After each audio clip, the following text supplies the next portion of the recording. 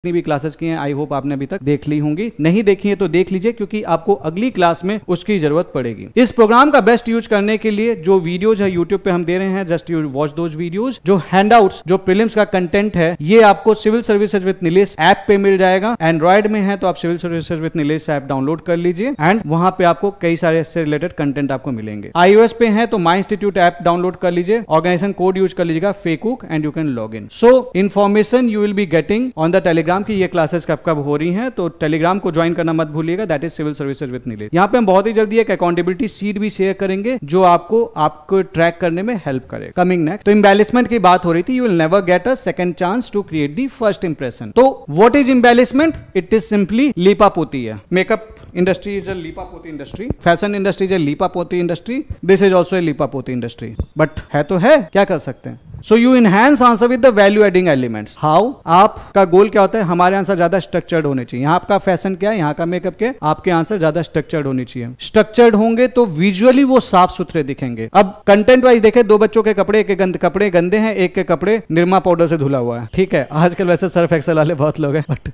अगर निरमा पाउडर से धुला हुआ है तो भी चलेगा। तो इट इज विजुअली नीट। दूसरा, इट इज सॉरी यार, ठीक है, it is more engaging, so it becomes logically clear and then more examiner friendly, so it becomes impactful. So you actually keep on writing without straying from the relevance. ये चीज आपका गोल होता है कि आपका आंसर ज्यादा स्ट्रक्चर्ड होना चाहिए। स्ट्रक्चर्ड मतलब जब एग्जामिनर देखे तो उसे पता चल जाए कि भैया आगे आने वाला क्या है। इससे क्या होगा? साफ सुथरा दिखेगा। He will love your answer. ज्यादा एंगेजिंग होगा। कंटेंट एंगेजिंग होता है। कई सारी मूवीज आती है ना, आप देखते चले जाते हैं। मिर्जापुर, इस टाइप की जो सीरीज आती है, एक सिटिंग में आप निपटाते हैं। मैं भी निपटा रखी है, आपने भी निपटाई होगी, बहुत सारे लोगों ने। गेम ऑफ थ्रोन्स, लिटरली मैं 3 दिन सोया नहीं, मैं देखता रहा गेम ऑफ थ्रोन्स। तो कुछ टाइप की सीरीज ऐसी होती है कि आप नहीं छोड़ना चाहते, आप देखते चले जाते हैं, और कई सारी चीज आप स्टार्ट करते ही बंद कर देते हैं। तो when your answer is more engaging, it becomes logically clear for the examiner to understand and he is bound to give you more marks. तीसरी चीज, एग्जामिनर फ्रेंडली होता है। जब एग्जामिनर फ्रेंडली आपका आंसर दिखेगा तो इंपैक्टफुल होता है। इंपैक्टफुल आंसर होता है तो आंसर के एंड तक वो एग्जामिनर के मन में आपके लिए एक इज्जत पैदा करता है, वो इज्जत आपको उसको अच्छी लगती है and then he gives you the marks accordingly. But you must make sure कि आपको रिलेवेंस, क्वेश्चन की रिलेवेंस से स्ट्रे नहीं करना है। This is how professional reports are written and इसी चीज के लिए we will be discussing the 73rd UPSC report. सीखते हैं यूपीएससी के कंटेंट से। सो क्लैरिटी अगर आपके आंसर में है, प्रेजेंटेशन अच्छी लिखी है तो it will lead to the higher score. So we will be learning from the UPSC report. इस टाइप के देखिए ये वीडियोज हैं जो हमने ऑलरेडी ले रखे हैं। यू मस्ट मेक श्योर कि जितनी मेंस ड्रिल प्रोग्राम है की क्लासेस हैं वो आप कर लीजिए। एनसीईआरटी की लाइव वीडियोज ऑलरेडी चल रही हैं, जस्ट वॉच दिस वीडियोज। आप एनसीईआरटी फाउंडेशन फ्री कर सकते हैं। ठीक है, कौटिल्य एथिक्स बैच स्टार्ट हो गया। आप में से जो भी बच्चे लेना चाहें आपको उस ऐप पे वैसे तो मिल जाएगा। ये यूपीएससी की रिपोर्ट है, that is the 73rd report, that is the latest report that I have taken up from. इस रिपोर्ट से समझते हैं कि यूपीएससी को क्या चाहिए। हम यूपीएससी का पेपर लिखने जा रहे हैं ना, आइए उनकी रिपोर्ट से सीखते हैं कि क्या क्या चाहिए। आप समझ जाएंगे कि क्या चाहिए होता है आपके आंसर में। Report is like your answer is like a thesis only. This is the UPSC report. आप देखिए उन्होंने जब अपना brief history and workload over the years discuss किया तो सबसे पहले उन्होंने हेडिंग दी है। हम बोलते हैं ना कि आपके क्वेश्चंस में हेडिंग होनी चाहिए, दिस इज द हेडिंग। उन्होंने अपनी रिपोर्ट में भी दी रखी है। फिर उन्होंने सब हेडिंग दी है, इस हेडिंग की सब हेडिंग। कई बार आंसर्स में उसके सब पॉइंटर्स को डिफरेंशिएट करने के लिए हम सब हेडिंग्स देते हैं। यूपीएससी ने भी अपनी रिपोर्ट में सब हेडिंग दी है। उसके बाद उन्होंने अपना आर्गुमेंट बनाने के लिए इन्होंने रिपोर्ट दी है, रेफरेंस दिया है कि इस रिपोर्ट में ये इंफॉर्मेशन थी, उसके करस्पॉन्डिंग डेट दी थी। आपके आंसर में अगर ये इंफॉर्मेशन अवेलेबल है तो आपका आंसर इनरिच्ड होगा। सब्जेक्ट वाइज ऑल्दो ये वेरी कर जाएगा। Like if you are writing a history answer, date matter करेगी, but if you are writing the polity answer, commission, act, ये सारी चीजें मेंशन इंपॉर्टेंस रखेगा। तो हर सब्जेक्ट वाइज वो थोड़ी सी चीजें चेंज होती हैं जो मैं सब्जेक्ट वाइज एम्बेलिशमेंट के दौरान बताऊंगा, बट इन जनरल अभी समझ लेते हैं। फिर यूपीएससी इन्होंने अपने पॉइंटर्स बनाने के लिए एक्ट दिया। अब आप देखिए ये पॉइंटर्स वाइज लिख रहे हैं 2, 3, 4, 5 पॉइंट वाइज फॉर्मेट। आप में से बहुत सारे बच्चे पूछते हैं ना कि सर पैराग्राफ में नहीं लिख सकते। नहीं लिख सकते, लिख सकते हो लेकिन उसके नंबर तुम्हें ज्यादा मिलेंगे नहीं, क्योंकि पॉइंट वाइज जब आप फॉर्मेट लिखते हो तो आप कम स्पेस में ज्यादा कंटेंट दे पाते हो। पैराग्राफ में एग्जामिनर को कंटेंट आपके आंसर में से ढूंढना पड़ता है। पॉइंट वाइज में आप एग्जामिनर के लिए काम आसान बना रहे हैं। So always use the point wise format. UPSC ने अपनी रिपोर्ट तक में पॉइंट वाइज फॉर्मेट यूज कर रखा है। लिख सकते थे ये लोग पैराग्राफ में, ये पागल थोड़ी है। So you also have to use that point wise format. ये आपको समझना पड़ेगा, ये इनकी रिपोर्ट से ही आ रहा है। They have given the commission वाला रेफरेंस, जहां जहां पे इनको दिखाना था कि what points are to be highlighted, उन्होंने बोल्ड लेटर्स यूज किए हैं। हम बोल्ड लेटर्स यूज नहीं कर पाते तो हम अंडरलाइन कर लेते हैं। तो bold letters they use to highlight. यहां पे देखिए bold letters they have again bolded, so we can't write bold so we underline and we और हम बॉक्सेस बनाते हैं ताकि एग्जामिनर को ये समझ में आ जाए कि कौन से पॉइंट्स यहाँ पे ज्यादा इंपॉर्टेंट है। यही तो हम करते हैं। इन्होंने सारा कुछ बोल्ड नहीं किया, इन्होंने कुछ पर्टिकुलर पॉइंट्स बोल्ड किए। इसीलिए आपसे हमेशा कोई भी टीचर बोलता है, टॉपर बोलता है, तो क्या बोलता है, जो आपके कीवर्ड्स हैं, जो आपके मेन पॉइंट्स हैं, उसको अंडरलाइन कर देना, नहीं तो बॉक्सेस में डाल देना, ताकि एग्जामिनर को पता तो चले कि आपके आंसर में क्या है। जहां पे जरूरत पड़ी है name, point wise format. So you can look from this point कि हमें एम्बेलिशमेंट के कई सारे टेक्निक्स मिल गए। हमें पता चला कि हमारे आंसर में हेडिंग होनी चाहिए, हमें पता चला रिपोर्ट्स डेट्स होने चाहिए, हमें पता चला एक्ट्स होने चाहिए, हमें पता चल रहा है कि पॉइंट वाइज फॉर्मेट होना चाहिए, हमें पता चल रहा है कि बोल्ड होना चाहिए। लेकिन हम बोल्ड नहीं कर सकते, तो अल्टरनेटिव था हमारे अंडरलाइन करना था एंड बॉक्सेस बनाने थे। दिस रिपोर्ट कमिटी का नेम, जहां पे जरूरत पड़ी है, ये चीजें बता रहा है कि अंडरलाइन करने की कोई लिमिट नहीं है, डिपेंडिंग अपॉन कि आप रिलेवेंट जगह पे अंडरलाइन कर रहे हैं। फंक्शंस, सब हेडिंग, पॉइंटर्स, सब पॉइंटर्स, और बहुत ब्रीफ में फुल सेंटेंस लिखने की जरूरत नहीं है। इन्होंने भी नहीं लिखे हैं, आप क्यों लिखेंगे? क्योंकि when you are reading the pointers, आप जब पॉइंटर्स के फॉर्म में दे रहे हो तो you always right very brief. ठीक है, डायग्राम बनाया है, टेबल्स बनाए हैं। अब आप एक बात बताना, जब भी आपको टॉपर बोलते हैं कि आपको आंसर बेटर करना है, यही सारी बातें तो बोलते हैं। कहां से आ रही है ये सारी चीजें? ये यूपीएससी की रिपोर्ट से भी आ रही हैं। तो इस रिपोर्ट को अच्छा दिखाने के लिए यूपीएससी ने ये चीज यूज की है, तो आपको अपने आंसर में क्यों यूज नहीं करना चाहिए? You must definitely use that, and this forms the genesis of कि क्यों एम्बेलिशमेंट जरूरी है, क्योंकि वो खुद आपको करके बता रहा है कि भैया हमको ऐसे आंसर चाहिए, तुम्हारा आंसर देख के मुझे मजा आना चाहिए। ठीक है, अब ये देखें, इन्होंने कोई लंबा सेंटेंस नहीं लिखा, no long sentence is required, proper level diagram for clarity of data, उन्होंने एक टेबल बना दिया। अब इस टेबल को इन्होंने एक्सप्लेन नहीं किया है। बहुत सारे बच्चे टेबल बनाते हैं फिर एक्सप्लेन करने लगते हैं। भैया तुमने ऑलरेडी कंटेंट दे दिया, स्ट्रक्चर्ड वे में दे दिया, अब नया कंटेंट लिखो। एक दो लाइन आप लिख सकते हैं, but you must not keep on repeating each and everything that is written in the table. आपको नंबर नहीं मिलेंगे, फिर क्या फायदा? आपने एक टेबल में बना दिया और उसके बाद फिर आप उसे पूरा एक्सप्लेन भी किए पड़े हो। That is not required for an answer, and this forms the basis of your embellishments, this forms the basis of your answer. जो कंटेंट आपने लिखा है, you must never repeat that content. So ये चीजें हैं जो आपको समझनी है। ठीक है, एंड अपने पास नोट करते रहना है। इसी चीज को सिंपली 150 वर्ड्स और 250 वर्ड्स में अप्लाई कर देना इन द यूपीएससी आंसर, आपका आंसर खूबसूरत हो जाएगा। सो एम्बेलिशमेंट का मतलब सिर्फ डायग्राम नहीं है। एम्बेलिशमेंट का मतलब है कि आपके आंसर में हेडिंग होनी चाहिए, सब हेडिंग होनी चाहिए, जहां पे जरूरत है सब हेडिंग होनी चाहिए। इससे एग्जामिनर के लिए रीडेबिलिटी बढ़ जाती है। ठीक है, ये आपको ध्यान रखना है। So it should have an heading, it should have an sub heading. You must give reference to wherever possible reports, committee, commission, organisation, acts, laws, schemes. For example, एक बच्चा ऐसा है जो लिखता है कि it should facilitate micro credit access of MSME. गलत नहीं है, हमें एमएसएमई को अगर सुधारना है, लेकिन दूसरा बच्चा लिखता है कि facilitate micro credit access and digital onboarding of MSME through schemes like PM Vishwakarma and Udyam portal. आप बताओ, आप किसको ज्यादा नंबर देते हैं? आप एग्जामिनर हो, डेफिनेटली आप इसको ज्यादा नंबर देना चाहते हैं, बिकॉज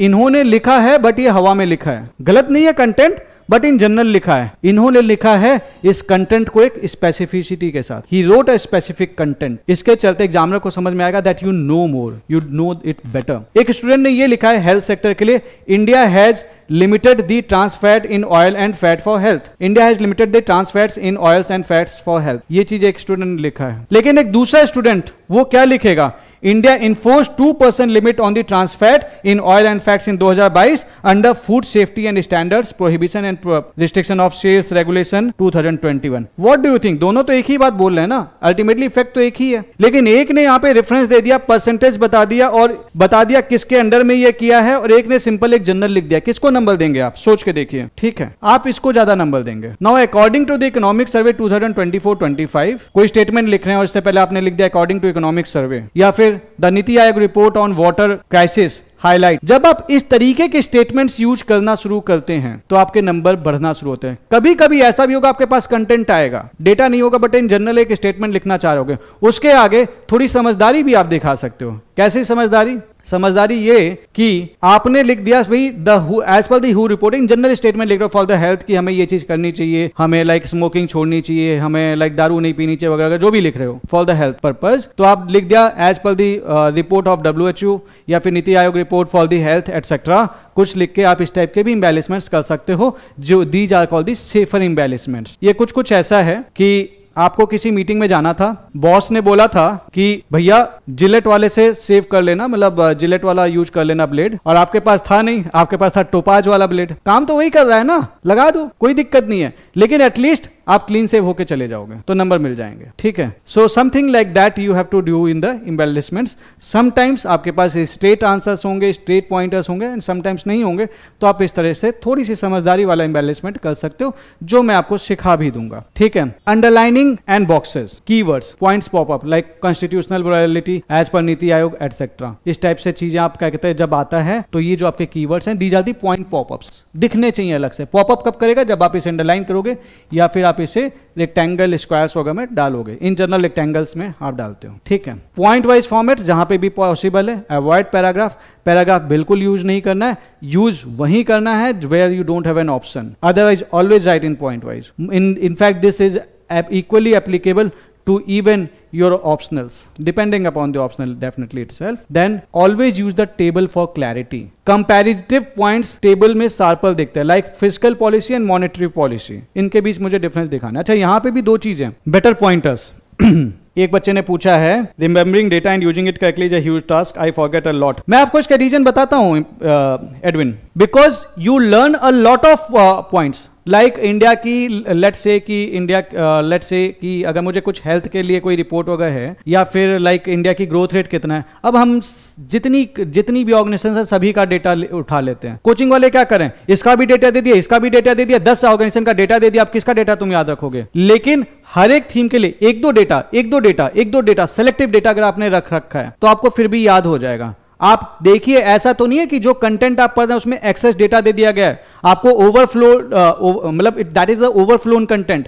ज्यादातर जो आपको कंटेंट मिलता है ना डेटा वाली चीजें, उसमें आपको ये चीज हमेशा दिक्कत देखने को मिलेगी। भैया इंडिया का ग्रोथ रेट पूछ रहा है, अब तुम इकोनॉमिक सर्वे के हिसाब से भी याद रखोगे, नीति आयोग के हिसाब से भी याद रखोगे, आप IMF के हिसाब से भी याद रखोगे, आप एशियन डेवलपमेंट बैंक के हिसाब से भी याद रखोगे, आप WEF के हिसाब से भी याद रखोगे, तो वो कंटेंट आपको याद कहां से रहेगा? और खाली अगर आप नीति आयोग या लाइक इकोनॉमिक सर्वे के हिसाब से याद रखते या एक इंटरनेशनल ऑर्गेनाइजेशन के हिसाब से याद रखते, तो आप हो सकता है लिख लेते, आप प्रोड्यूस कर पाते हैं। तो this is one of the reason behind that. दूसरी चीज, अगर ये चीजें नहीं है, अगर ये दिक्कत नहीं है, then what comes next? Then comes the revision. If you will keep revising, चीजें सॉर्टेड है। आप उसको लास्ट टाइम पे पढ़ते हो, जब लास्ट टाइम पे पढ़ते हो तो याद कहां से रहेगा? आप उसे विद द सब्जेक्ट पढ़ते चले जाओ, make it the part of habit. Embellishment के लिए आधा घंटा दे दोगे ना डेली, आप कुछ नहीं भूलोगे। Start giving, you will find the change. इतना डेटा नहीं है, उतना तो बाकी पढ़ना पड़ेगा। You have to sit in the one of the highest post that you will be getting in India. तो it's not an easy task also, सबके लिए नहीं है, उन्हीं के लिए है जो मेहनत करके उसको याद रखना चाहते हैं। आप देख लीजिए कि आपके क्या रीजंस है। सो टेबल 1 के बारे में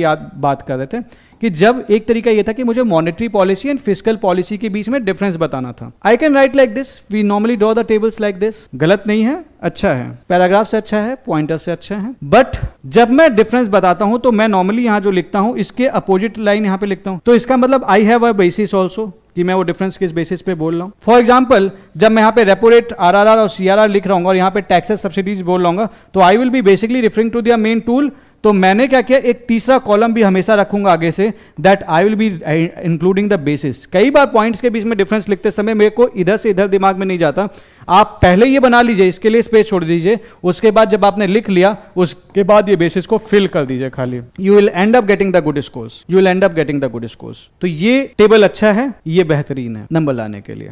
तो like this you can do the embellishments, ठीक है। ज्योग्राफी एंड IR के क्वेश्चंस करने के लिए you can draw a simple map of India और वर्ल्ड, इससे आपकी प्रिपरेशन बूस्ट होगी। लाइक इंडिया की एक्ट ईस्ट पॉलिसी वाला क्वेश्चन है, you can draw a small diagram showing Asian countries. इस टाइप के सवाल आएंगे तो आप मैप्स बना सकते हो। अगर आप मैप बना लेते हो इट बिकम्स वेरी गुड, ठीक है। Diagram and flow chart, this is the last part of this segment I will be discussing. Last में एक बैलेंस कंक्लूजन भी लिखना है। As end answers like a forward looking answer होनी चाहिए, like this solution lies in corporate federalism as emphasized by Niti Aayog. कई बार सवाल होता है ना, इन योर ओपिनियन क्या होता है, आपके लिए खुशियां क्या है। अब किसी ने सवाल पूछ दिया, जैसे एथिक्स में क्वेश्चन आ रखा है, what is happiness to you, तो बंदे ने मतलब वो पूरी लाइन लिख दी हनी सिंह वाली, मिलियनेयर, तो नंबर कैसे देगा वो? दैट इज नॉट दैट, उसको आपकी हैप्पीनेस से मतलब नहीं है, उसको मतलब है कि एथिकल वे में आप किस वे में आप अपने आप को देखते हैं। तो वो सुनना चाहता है कि भैया तुमको दूसरों की हेल्प करने में अच्छा लगता है, इम्पैथी सुनना चाहता है तुमसे, कंपैशन सुनना चाहते हो, लोगों का भला करना चाहते हो, सोसाइटी के लिए कुछ करना चाहते हो, तुम्हारी भले ही खुशी लैम्बोर्गिनी में हो, लेकिन तुमको लैम्बोर्गिनी नहीं लिखना है। That is not the demand of the question, that is not the expectation of the examiner. उसको चाहिए तुम्हारा असत्य। ये रियलिटी है यार, क्या कर लोगे? एंड ट्राई दिस, आप लिख के चले आओ। अब कई बार बच्चे लाइक इंटरव्यू भी देने जाते हैं, यूपीएससी का इंटरव्यू देने जाते हैं, एग्जामिनर पूछता है, सामने जो प्रोफेसर बैठे रहते हैं बोलता है कि कैसा लग रहा है, बोलता है yes sir I am feeling very excited. अंदर अंदर लिटरली लंका लगी रहती है, डर लग रहा होता है, इसका बहुत डर लग रहा होता है उसको। मतलब अगर उसको अपने इमोशंस कंट्रोल ना करे तो पसीने पसीने हो जाए इंसान, इतना डरा रहता है जब पहली बार बच्चे इंटरव्यू देने जाते हैं। लेकिन एग्जामिनर को बोलते हैं are you okay? Yes sir I am very okay. क्योंकि the moment you will be saying that no sir I am not okay, I am not feeling good, he will be cutting your number. यही चीज आपको copy में भी करनी है, ये आपको ध्यान रखना है, ठीक है।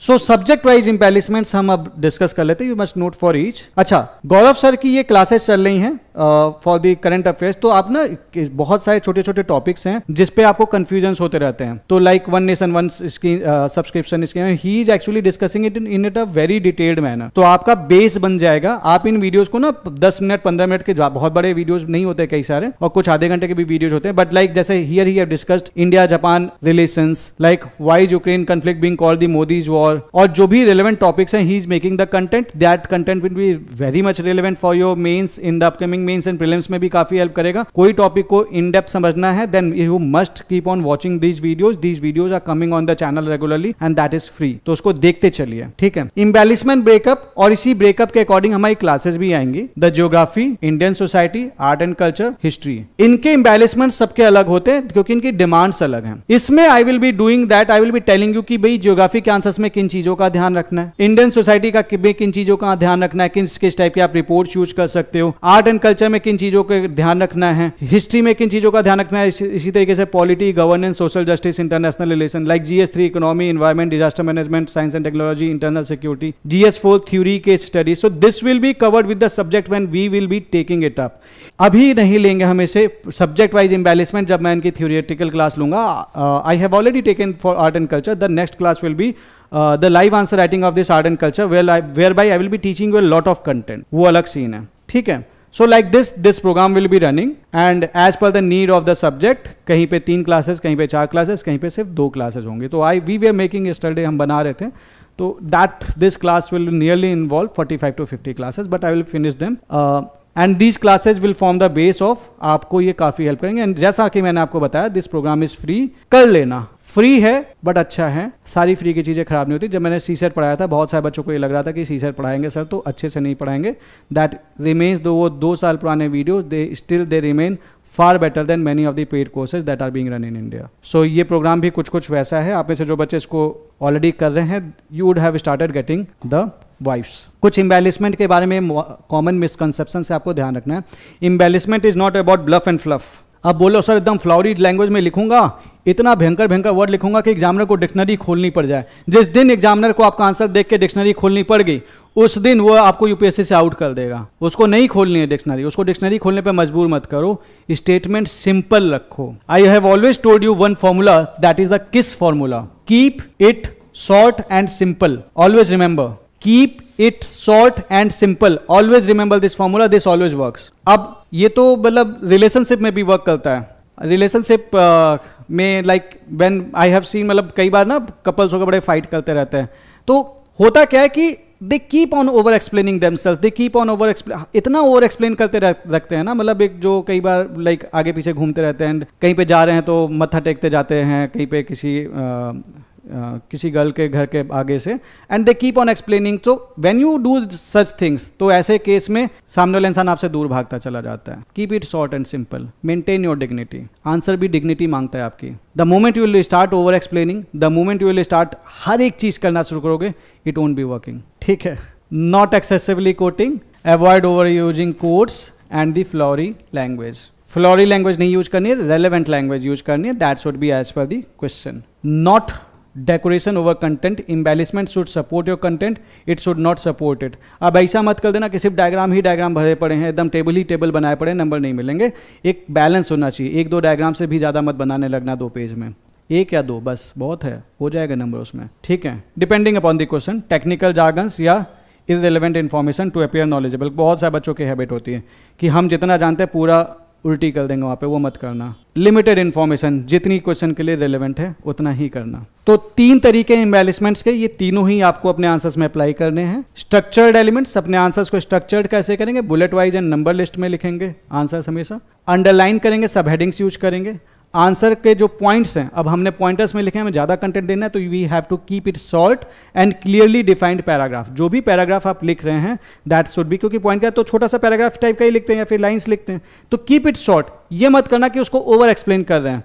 Consistent indentation for hierarchy, hierarchy maintain रखें। लाइक अगर आप एक पॉइंट लिख रहे हैं, अब लेट्स से कि दैट इज समथिंग ए, आपने कुछ लिखा और ए का कोई सब पार्ट है और आपने यहीं से लिखना शुरू कर दिया तो ये अलग दिख रहा है। लेकिन अगर आपने ए लिखा, आपने देखा होगा बुक्स में, तो अगर इसका सब पॉइंट है तो यहां से शुरू होता है, दिस इज द इंडेंटेशन। इसका कोई सब पॉइंट है तो ए या 1, इसलिए यहां से शुरू होता है, समथिंग लाइक दैट। ये आपको मेंटेन रखना है so that the answer looks in hierarchy. ये आपको ध्यान रखना है आपका आंसर बेटर दिखने के लिए, ताकि एग्जामिनर डिफरेंशिएट कर पाए। दूसरी चीज, visual elements, flow chart diagrams होगा यूज करने, कंपैरिजन टेबल्स यूज करते रहने हैं, कॉज इफेक्ट चार्ट्स यूज करने, फ्रेमवर्क विजुअलाइजेशन होगा करते रहना है, जैसे शॉर्ट एनालिसिस होगा मैंने आपको दिखाया था। उसके अलावा कंटेंट इन्हेंसमेंट, आपको गवर्नमेंट डेटा रिपोर्ट्स होगा यूज करते रहनी है, जैसे कि economic survey, NITI Aayog, quotes वगैरह आप इंक्लूड कर सकते हैं। सब्जेक्ट वाइज मैं आपको वैसे बताऊंगा, कई सारा कंटेंट मैं आपको भी दूंगा, स्पेसिफिक एग्जांपल्स, केस स्टडीज और अपने कीवर्ड्स होगा हाईलाइट करना। ये सारी चीजें मैंने आपको ऑलरेडी वैसे बता दी है। So you have to mix and match this elements based upon the question requirement